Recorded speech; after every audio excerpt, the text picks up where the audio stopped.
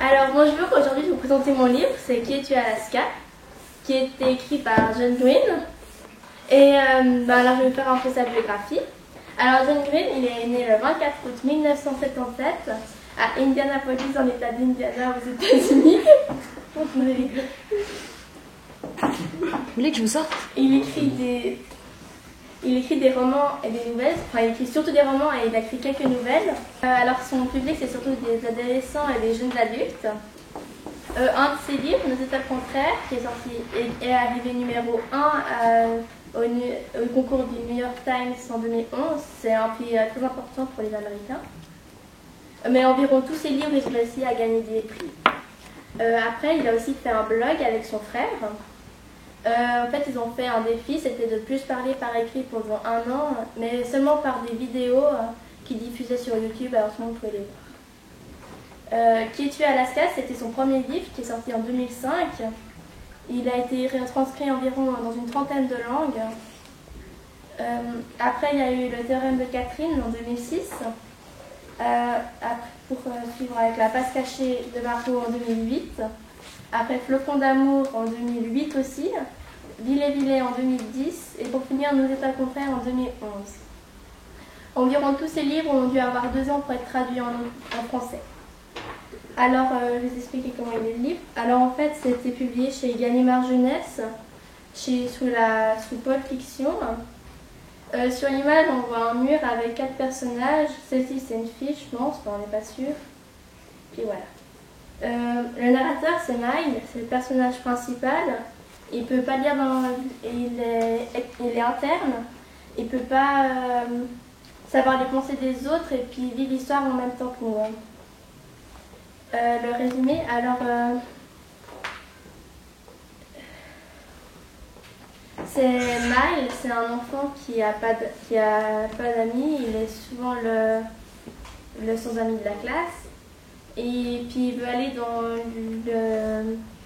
l'internat où était son père, où il a fait toutes ses premières bêtises et voilà. Là-bas, il va rencontrer Chip, Takumi, des vrais amis, et puis Alaska, c'est une fille fascinante, mystérieuse et insoumise. Ensemble, ils vont passer des moments très forts, ils vont passer des moments très drôles comme très tristes. Mais jusqu'au jour où l'un d'eux fait... Ah non, pardon. Ensemble, ils vont aussi faire plein de blagues. Par exemple, il y en a une, ils vont aller chez des gens qu'ils n'aiment pas. Pendant les vacances, ils vont s'infiltrer dans leur chambre. Ils vont prendre du colorant qu'ils vont mettre dans leur shampoing. Et puis après, quand ils vont se laver les cheveux, le lundi, la rentrée, ils vont venir tous avec les cheveux tout bleus. Ou bien, voilà. Mais en fait, jusqu'au jour où l'un d'eux meurt dans un accident de voiture mortel. Et d'un coup, c'est vraiment triste. Et puis d'un coup, il y a plein de questions qui se posent, comme est-ce que c'était un suicide, ou bien un simple accident, où il allait. Ouais. Alors, pour moi, le thème, c'est l'amitié, parce que Mile, avant d'arriver dans ce collège, c'était un sans-ami. Alors pour lui, c'était vraiment ses premiers vrais amis avec qui il avait de la confiance. C'est pour ça que je vais vous lire un extrait d'un passage où j'explique comment c'était la gym avant. Mon pire jour s'est passé quand j'étais en 5e. C'est le jour où Temi et 8 a pissé sur ma tenue de gym et que le prof a absolument voulu que j'allais mettre sous la peine d'avoir un 0 en gym. La gym en 5e, d'accord, il y a pire. Mais à l'époque, c'était toute une affaire.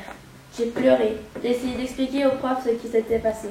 Mais j'avais tellement honte et il hurlait si fort que j'ai fini par enfiler mon shirt et mon t-shirt mouillé de pipi. C'est depuis ce jour que j'ai cessé d'attacher de l'importance à ce que les autres faisaient. Depuis, je m'en fiche d'être un perdant, de ne pas avoir de copains ou ce qu'il faut. Alors je suppose qu'il a été bénéfique d'une certaine façon, mais sur le moment, c'était horrible. Imaginez-moi jouant au volley ou à je ne sais quoi dans mes affaires de gym. Inondé de pisse pendant que Tommy et 8 se vantaient de ce qu'il avait fait à tout le monde. C'était le pire jour de ma vie. Alors voilà, comme ça on peut voir comment c'était avant. Mes arguments pourquoi j'ai aimé le livre, c'est que je me suis très vite attachée aux personnages parce que je trouve qu'ils sont vraiment bien écrits. Alors on se demande presque s'ils sont fictifs. Je l'ai aussi aimé pour l'écriture parce que je trouve que John Green il écrit vraiment très bien. Et ses histoires, par exemple, un livre que j'ai eu avant, j'ai presque préféré l'écriture que l'histoire en elle-même, hein, parce qu'il écrit vraiment très bien. Et le troisième, c'est que j'ai aimé tout simplement le livre pour l'histoire parce que je trouve qu'elle est vraiment très descriptive. Enfin, elle raconte vraiment bien la vie de quelqu'un qui vivait sans amis. Au début, il explique qu'avant de partir, sa maman elle avait fait une grande fête pour que tout le monde vienne lui dire au revoir et puis qu'il y a que deux personnes qui sont venues. Puis lui, il n'attachait pas d'importance à ça parce qu'il était habitué. Par contre, sa mère, elle était assez triste.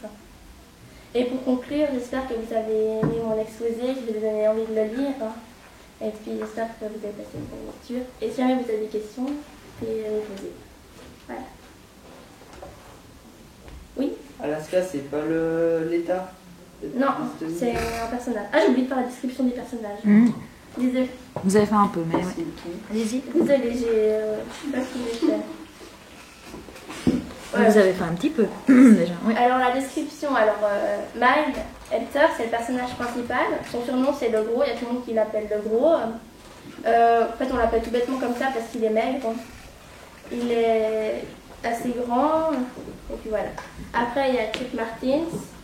Son surnom, c'est le colonel. Il y a aussi tout le monde qui l'appelle comme ça. Il y a même un moment, je me rappelle plus qui c'était Chip. J'avais l'habitude de lire le colonel. Alors, j'étais assez qui lui, mais en fait, c'était le même personnage. Après, il y a Takumi. C'est aussi un ami de Chip et Mal et Alaska. On n'a pas beaucoup d'informations sur lui, mais on sait qu'il est japonais. Pour finir, il y a Alaska. C'est une fille fascinante, mystérieuse, insoumise et lunatique. C'est-à-dire qu'elle change vite de caractère. Elle fume, c'est une grosse fumeuse, mais elle s'en fiche. Voilà. Oui. En fait, justement, puisque tu as dit que Alaska c'était une personne mystérieuse, ça veut dire que ton petit qui est tué à Alaska, ça veut dire qu'il se pose la question qui... Ouais. Parce qu'on va dire elle est toujours avec eux, mais en fait ils la connaissent même pas beaucoup. Elle raconte pas beaucoup d'elle. Voilà. Oui. Comment on sait que le personnage principal n'a pas d'amis? Enfin, pourquoi il n'a pas d'amis?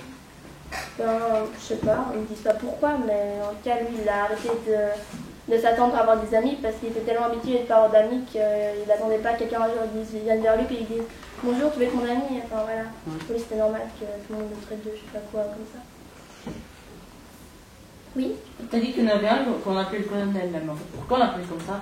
On sait pas, mais en tout cas, il y a tout le monde qui l'appelle comme ça, je sais pas. Moi j'ai une question, comment ça se fait que... Enfin, vous dites que Miles c'est le personnage principal, mais dans le titre c'est Alaska, c'est bizarre. Alaska, c'est pas le personnage principal. Il est quand même il s'est très vite attaché à Alaska. Il est même assez tombé un peu amoureux sous le charme. Et ben voilà. Il y a une manière dans le fond, dans le titre, que Miles soit présent.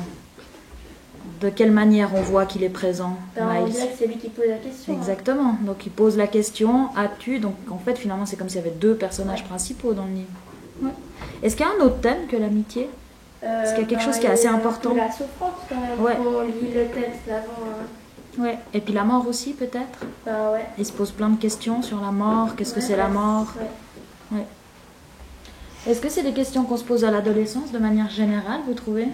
Qu'est-ce que c'est la mort? Est-ce que c'est important d'avoir des amis? Le fait d'être célèbre à l'école? Oui, ouais. famous.